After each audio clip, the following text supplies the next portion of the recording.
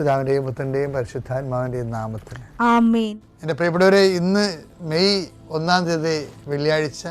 അമ്മേ പരിശുദ്ധ അമ്മേ, അമ്മേ പരിശുദ്ധമേ, ദൈവമാതാവേ, കൃപാസനത്തിലൂടെ ഞങ്ങൾക്കും ഞങ്ങളുടെ ദേശത്തിനും അമ്മ മധ്യസ്ഥം തേടി തന്ന എല്ലാ അനുഗ്രഹങ്ങൾക്കും കൃപകൾക്കും ഞങ്ങളിപ്പോൾ ഹൃദയം നിറഞ്ഞ നന്ദി പറയുന്നു. അമ്മേ പരിശുദ്ധമേ, ദൈവമാതാവേ, 2004 ഡിസംബർ 7 ഉച്ചകഴിഞ്ഞ് 2:30 കൃപാസനത്തിൽ സംഭവിച്ച അമ്മയുടെ പ്രത്യക്ഷപ്പെടലിനെ കുറിച്ച് സമർപ്പിച്ചിരിക്കുന്ന പഠനരേഖകളുടെ മേൽ സഭാത്മകമായ പഠനം ആരംഭിക്കുവാൻ ഞങ്ങൾ പ്രാർത്ഥിക്കുന്നു. അമ്മേ പരിശുദ്ധമേ, ഭൂസ്വർലോകങ്ങളുടെ രാജ്ഞിയായ അങ്ങേയ്ക്ക് ഭൗമസംരക്ഷണത്തിനായി പ്രപഞ്ചപ്രകൃതിയെ തന്നെ തിരുസഭ പ്രതിഷ്ഠിക്കുവാൻ ഈ പ്രത്യക്ഷീകരണം വഴി ഇടയാക്കണമേ. പരിശുദ്ധമേ, ജപമാല മാതാവേ, സകല കൃപാസനം പ്രാർത്ഥനയോടും ചേർത്ത് ഞങ്ങളിപ്പോൾ പ്രാർത്ഥിക്കുന്ന ഈ കുടുംബത്തിന്റെ പ്രത്യേക നിയോഗം പറ മക്കളെ.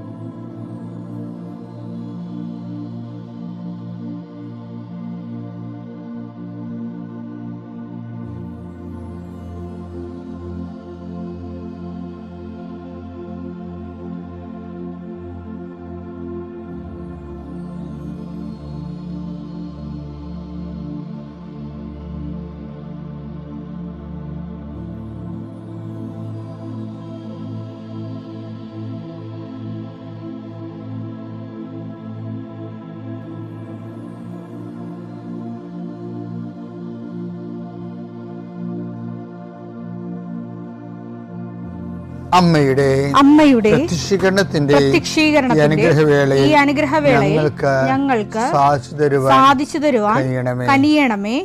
ആമേൻ. വിശ്വാസ പ്രമാണം. സർവശക്തനായ പിതാവും ആകാശത്തിന്റെയും ഭൂമിയുടെയും സൃഷ്ടാവുമായ ദൈവത്തിൽ ഞാൻ വിശ്വസിക്കുന്നു. അവിടുത്തെ ഏകപുത്രനും ഞങ്ങളുടെ കർത്താവുമായ ഈശോമിശിഹായിലും ഞാൻ വിശ്വസിക്കുന്നു.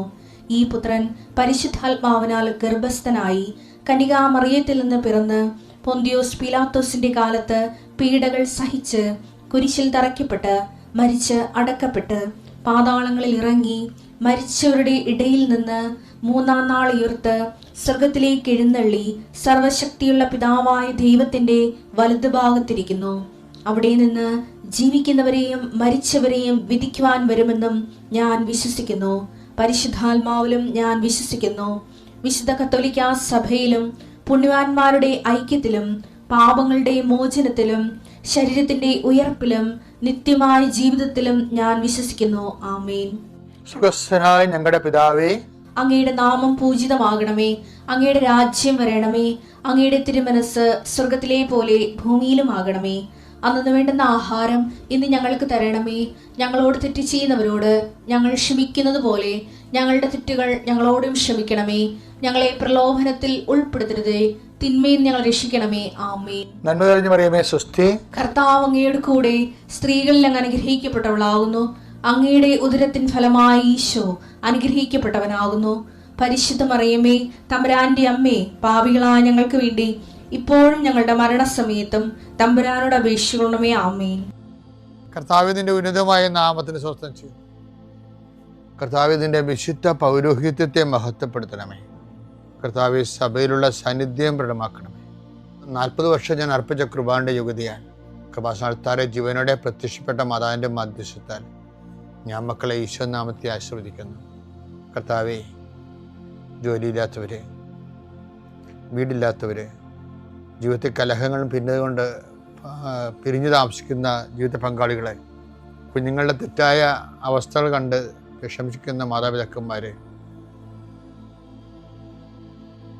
ശാരീരികമായ രോഗങ്ങളെ അവസരപ്പെടുന്നതും രോഗം ആകുന്നതിന് സമയമെടുക്കുന്നില്ലെന്ന് ഓർത്ത് ഉത്കണ്ഠപ്പെടുന്നവരെയും സമർപ്പിച്ച് പ്രാർത്ഥിക്കുന്നു. ഇന്ന് യാത്ര ചെയ്യുന്നവരെ, ഇന്നത്തെ യാത്രയ്ക്ക് വേണ്ടി വിവിധമായ ഒരുക്കിയിരിക്കുന്ന ലക്ഷ്യങ്ങൾ, കണ്ടുമുട്ടുന്ന വ്യക്തികൾ, സംസാരിക്കുന്ന സംഭാഷണങ്ങൾ, എഴുതുന്ന രേഖകൾ, ഒപ്പിടുന്ന ഡോക്യുമെൻറ്റുകൾ,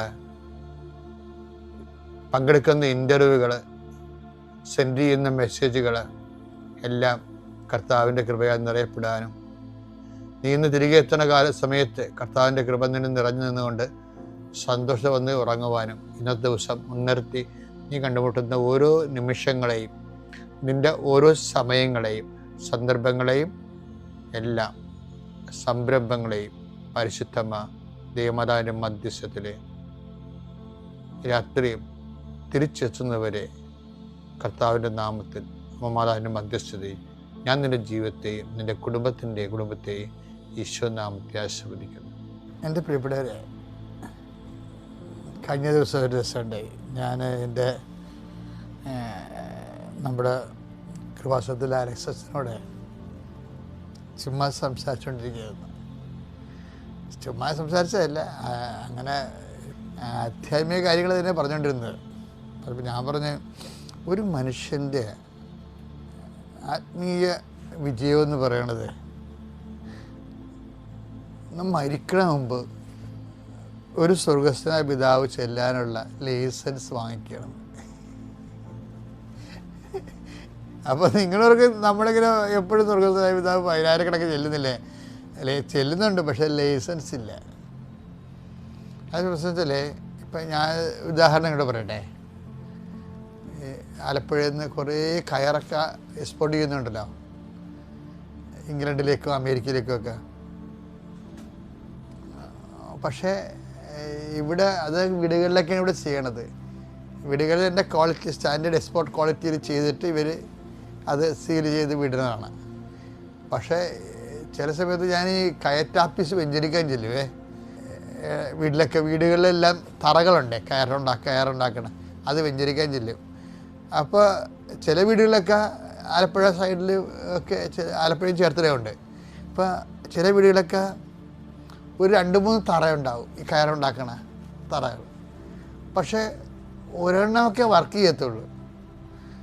അപ്പോൾ ഞാനവരോട് ചോദിക്കും, ചേട്ടായി ഇതിലൊന്നും ഇപ്പോൾ കയറുണ്ടാക്കണില്ലേ, തടുക്കുണ്ടാക്കണില്ലേ? അപ്പോൾ പറയാം, അച്ഛാ അതിന് ഓർഡറൊന്നുമില്ല അച്ഛാ എന്ന് പറയും. അപ്പോൾ ഓർഡർ ആരാ തരേണ്ടത്? ആലപ്പുഴത്തെ കയറ്റ് കമ്പനിക്കാരാണ് ഓർഡർ കൊടുക്കേണ്ടത്. അപ്പോൾ അവരുടെ മുതലാളിമാർ ചില സമയത്ത് 1-2 കയറ്റ് കമ്പനി വെഞ്ചരിക്കാൻ ചെന്നപ്പോൾ അവിടെയും പ്രശ്നം അതാണ്. അവർ ഗോഡൗണൊക്കെ ഉണ്ടാക്കിയിട്ടുണ്ട്, വലിയ വലിയ ഗോഡൗണുകൾ. അതിനകത്ത് പക്ഷേ ചരക്ക് കുറവാണ്. എന്താ കാര്യം പറയുമ്പോൾ ഓർഡർ ഇല്ലെന്ന് വെച്ചാണ് അവരും പറയേണ്ടത്. ഓർഡർ ഇല്ല വെച്ചാൽ എവിടുന്ന് ഓർഡറില്ല? ഫോറിൻ ഓർഡറേ, ഇവർ ജർമ്മനിയിൽ നിന്നൊക്കെ ഓർഡർ ചെയ്യണം. അപ്പം ഈ കയറിന് ചിലപ്പോൾ ജൂട്ട് കയറി അവിടെ മുൻകൂർ അഡ്വാൻസായിട്ട് അവിടെ കൊണ്ട് ഈ ബംഗാളിൽ നിന്നൊക്കെ കൊണ്ട് അടിക്കും. അപ്പോൾ കയറിന് ഡിമാൻഡ് കുറയും, ഓർഡർ കുറയും. അപ്പോൾ ഓർഡർ ഇല്ലെങ്കിൽ നമുക്ക് ഉൽപ്പാദിപ്പിക്കാൻ പറ്റത്തില്ല. ഈ നമ്മുടെ ഒരു വിഷയം എന്ന് പറയുന്നത് പലപ്പോഴും നമ്മൾ പ്രാർത്ഥിക്കുന്നതിന് മുമ്പ് തന്നെ പ്രാർത്ഥിക്കാനുള്ള ഓർഡർ വാങ്ങിച്ചെടുക്കണം ദൈവത്തിന്. അത് ഭയങ്കര അത് ആത്മീയകാര്യം ഇല്ല, അങ്ങനെയാണ്. ദൈവമായിട്ട് ഉള്ള എല്ലാ റിലേഷൻസിലും ഇപ്പോൾ ഈ കർത്താവിൻ്റെ കൂടെ കുറേ ആൾക്കാർ മരിച്ച് നിങ്ങൾക്കറിയാമല്ലോ അല്ലേ? ഒരു 6000, ഈ നല്ല കള്ളനും ചീത്തക്കള്ളനും നല്ല കള്ളനും ഉൾപ്പെടെ 6000 പേരാണ് ആ കാലഘട്ടങ്ങളിൽ കുരിശിൽ തൂക്കി കൊല്ലപ്പെട്ടിരിക്കുന്നത് കർത്താവിൻ്റെ കൂടെ. ആ ഒരു കാലഘട്ടം, ആ ഒരു 200-300 കൊല്ലത്തിനുള്ളിൽ 6000 പേര് കുരിശിൽ തൂങ്ങി മരിച്ചിട്ടുണ്ട്. അപ്പോൾ അതിൻ്റെ അകത്ത് അതെല്ലാം മുന്നിൽ കണ്ടുകൊണ്ടാണ് ഈശോ പറയുന്നത്, അത് ഈ പിതാവായ ദൈവം എനിക്ക് അംഗീകാര മുദ്ര ചാർത്തിയിരിക്കുന്നത് പറയുന്നത്. യോഹന്നാൻ 6:27. എന്തെന്നാൽ പിതാവായ ദൈവം അവന്റെ മേൽ അംഗീകാര മുദ്ര വെച്ചിരിക്കുന്നു. കാര്യം വെച്ചാൽ ഇവന്റെ ബലി മാത്രമേ, എത്ര പേര് കുരിശ് തൂക്കിയാൽ 10,000 പേര് കുരിശ് തൂക്കേണ്ട കാര്യമില്ല. ഇവൻ്റെ ഈ കുരിശ് മരണം മാത്രമേ മനുഷ്യൻ്റെ പാപത്തിൻ്റെ പരിഹാരമായിട്ട് പിതാവ് അഡ്വാൻസായിട്ട് അംഗീകാരം കൊടുത്തിട്ടുള്ളൂ. ഇത് എല്ലാം നമ്മുടെ പ്രാർത്ഥനകളും അങ്ങനെ വിഷയം. നമ്മുടെ പ്രാർത്ഥനയ്ക്ക് ഇപ്പോൾ നമ്മുടെ സ്വർഗസ്ഥനായ പിതാവ് ചെല്ലണമെന്ന് വിചാരിച്ചു. ഈ സ്വർഗസ്ഥനായ പിതാവ് ചെല്ലണ മുമ്പ് ഈ സ്വർഗസ്ഥനായ പിതാവിൻ്റെ ഓർഡർ, ഈ സ്വർഗസ്ഥനായ പിതാവ് സ്വീകരിക്കപ്പെടുമെന്നുള്ളതിൻ്റെ ലൈസൻസ് നമ്മൾ വാങ്ങിച്ചെടുക്കണം. അല്ല വെറുതെ കയറ്റി വിടാവുന്നേ ഉള്ളൂ. അതുപോലെ തന്നെ എന്തുമാത്രം ചില സമയത്തൊക്കെ കഴിഞ്ഞ കൊല്ലവും സംഭവിച്ചല്ലേ അമേരിക്കയിൽ നിന്നൊക്കെ ആ ചെമ്മീൻ മുഴുവനും അവിടെ ചെന്നിട്ട് അവർ ടെസ്റ്റ് ചെയ്ത് നോക്കി. ഇവിടുന്ന് കയറ്റി അയച്ച ചെമ്മീൻ അമേരിക്കയിൽ ചെന്നിട്ട് അവർ ടെസ്റ്റ് ചെയ്ത് ഒരു ചെറിയ ചെമ്മീൻ്റെ അകത്ത് ബാക്ടീരിയ കണ്ടെത്തി. അവർ ആ കപ്പൽ മൊത്തം കോടിക്കണക്കിന് രൂപയുടെ കപ്പൽ മൊത്തം ചെമ്മീൻ റിജക്റ്റ് ചെയ്ത് ഒരു ചെമ്മീനിൽ ബാക്ടീരിയ കണ്ടെത്തിയതാണ്.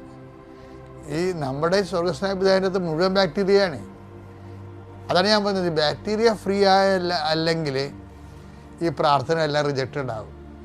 ബാക്ടീരിയ ഫ്രീ അല്ലെങ്കിൽ എന്താ കാര്യം എന്നറിയാം? ഉദാഹരണത്തിന് ഇപ്പോൾ ചില ആൾക്കാർ ലൈസൻസിന് 8 എടുക്കത്തില്ലേ, 8 എടുത്തേച്ച് പറയും എൻ്റെ അച്ഛ അവസാനത്തെ കമ്പ്യൂട്ടർ മുട്ടി എന്ന് പറയും. അവസാനത്തെ കമ്പ്യൂട്ടർ മുട്ടി, ആളെ വിട്ടായി.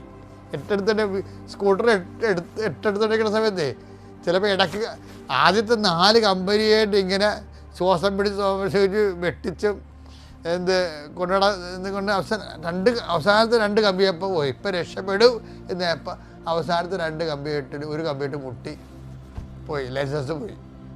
ഇതുപോലെ സ്വർഗസ്ഥനായ പിതാവിനും പറ്റണ ഇതാണ്.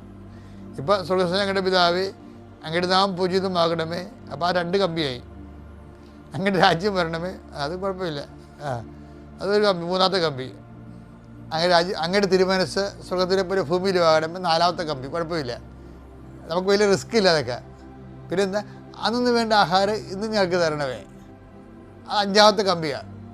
അത് കുഴപ്പം റിസ്ക്കിലാ പോകും. പിന്നെ എന്താ, ഞങ്ങളുടെ കടക്കാരോട് ഞങ്ങൾ ക്ഷമിക്കുന്ന പോലെ, അയ്യോ അത് 6ാമത്തെ കമ്പിയാണ്, മുട്ടും, ഔട്ടാവും. ചില ആൾക്കാർ വയസ്സ് 75 ഉണ്ടെങ്കിലും ഇന്ന് വരെ സ്വർഗസ്ഥനായ പിതാവ് കയറ്റി അയച്ചത് എല്ലാം റിജക്റ്റായിരിക്കും. എന്താ കാര്യം? 6ാമത്തെ കമ്പിയിട്ട് മുട്ടിയിരിക്കുകയാണ്. എന്താണ്? മറ്റുള്ളവരോട് ഇപ്പോൾ ക്ഷമിച്ചിട്ടില്ല, അവരോട് മിണ്ടണില്ല, അവരോട് കമ്മ്യൂണിക്കേഷൻ ഇല്ല. അവർ കാണുമ്പോൾ മോന്തം കയറ്റും, എന്നിട്ട് പിന്നെയും കണാകുണാന്ന് പറഞ്ഞ് പ്രാർത്ഥിക്കും. എല്ലാ സ്വർഗസ്ഥനായ പിതാവ് റിജക്റ്റഡായി. അതുകൊണ്ട് ഏറ്റവും പ്രധാനപ്പെട്ട റിസ്ക്, പ്രാർത്ഥനയുടെ റിസ്ക് എന്ന് പറയുന്നത് പ്രാർത്ഥിക്കാനുള്ള കഴിവുകേട കഷ്ടപ്പാടൊന്നുമല്ല. ഈ പ്രാർത്ഥന ദൈവത്തിനെ കൊണ്ട് സ്വീകരിപ്പിച്ചെടുക്കാൻ പറ്റിയ പ്രാർത്ഥനയുടെ ഓർഡർ ലഭിക്കുന്ന പ്രാർത്ഥിക്കാനുള്ള ലൈസൻസ് വാങ്ങിക്കണം. അപ്പം എപ്പോഴും ശ്രദ്ധിച്ചേക്കണം, എൻ്റെ പ്രാർത്ഥനാ ജീവിതം സ്വീകാര്യമാകാൻ വേണ്ടി മുൻകൂർ ദൈവതിരുസന്നിധി വെടിപ്പായി നിൽക്കാൻ കർത്താവ് നിങ്ങളെ അനുഗ്രഹിക്കട്ടെ. പിതാവിൻ്റെയും പുത്രൻ്റെയും പരിശുദ്ധാത്മാവിൻ്റെയും നാമത്തിൽ.